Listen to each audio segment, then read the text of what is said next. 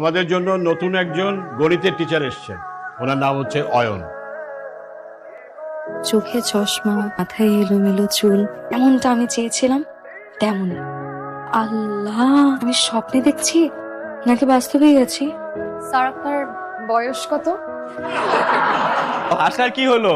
প্রশ্ন তো যে কোনো রকমই হতে পারে। আমি 100% শিওর স্যারের গার্লফ্রেন্ড আছে। সব বুঝছো তুমি না? তোরা যেমন এই নিচু নিচু। কি হলো, এরকম দৌড় দিল কেন? তুমি দাঁড়িয়ে আছো কেন? বাসে যাও। আপনার সাথে একটু দরকার আছে। ঠিক আছে, বল। স্যার আমি ঘুরিয়ে পেঁচিয়ে একদম কথা বলতে পারি না। স্যার আমি আপনাকে প্রথম যেদিনকে দেখেছি সেদিনই আমি আপনাকে ভালোবেসে ফেলেছি। তোমার জরুরি কথা শেষ, এবার চোখটা খোলো। আমি আজকে যাই, হ্যাঁ? খুব খিদা লাগছে, রুই মাছের ঝোল দিয়ে ভাত খাবো। এই স্যারকে বলছিস? হ্যাঁ, কি বললো স্যার? তার নাকি অনেক ক্ষুধা লাগছে। আমি আগেই বলছিলাম তার তোকে পাত্তা দিবে না। স্যার, আপনি আমাকে কতবার রিজেক্ট করবেন? যতবার রিজেক্ট করবেন ততবারই আমি ঘুরে বার আপনার সামনে দাঁড়িয়ে বলবো আপনি আমার সেই মনের মানুষ। কবি বলেছেন, একবার না পারিলে দেখো শতবার। কিন্তু স্যার আমি বলছি, একবার না পারিলে দেখো ততবার যতবার না পারা যায়। তুমি কি আমাকে ফলো করতেছো? জি স্যার। কেন? আজকে ক্লাসে আপনি আমাকে সবার সামনে এভাবে অপমান করে বের করে দিলেন কেন? অপরাধ করলে শাস্তি পেতে হবে না? আমি তো কোনো অপরাধ করি নাই। ভালোবাসার মানুষের দিকে তাকিয়ে থাকা কি অপরাধ নাকি? আমি কিন্তু তোমার বাবার কাছে যেতে বাধ্য। আমি এমনিতেও ডিসিশন নিয়েছি যে আমার বাবার কাছে সবকিছু খুলে বলবো। মানে কি বলে দিবা? বলবো যে আমি আমার ভালোবাসার মানুষকে খুঁজে পেয়েছি, তাড়াতাড়ি আমাদের দুজনের বিয়ের ব্যবস্থা করো। তোমার বেতন কত?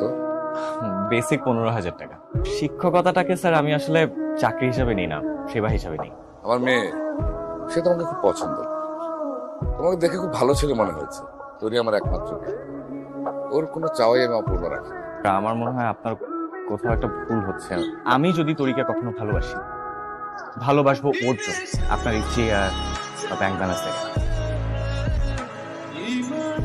স্যার আমি জানি আপনি আমার সাথে অনেক রাগ করে আছেন।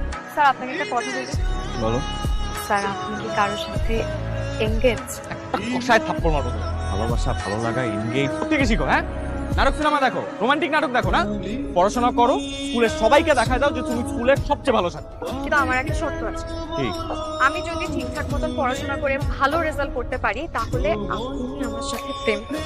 পড়াশোনা করো, তারপর পড়া দেখা যাবে। প্রমিস করেন? আপনি কিন্তু আমার হাত স্পর্শ করে প্রমিস করেছেন। আপনি যদি কোনো কিছু উল্টাপাল্টা করেন আমি কিন্তু মারা যাবো স্যার। তুমি মারা যাবা কেন? আমি আমার প্রমিস রাখবো। 2 ঘন্টা আপনি আমার বাসায় এসে আমাকে পড়াবেন। এই না না না, আপনি যদি আমাকে না পড়াতে আছেন আমি কিন্তু আবার পাগলামি শুরু করব। চলেন একটু ঘুরে আসি।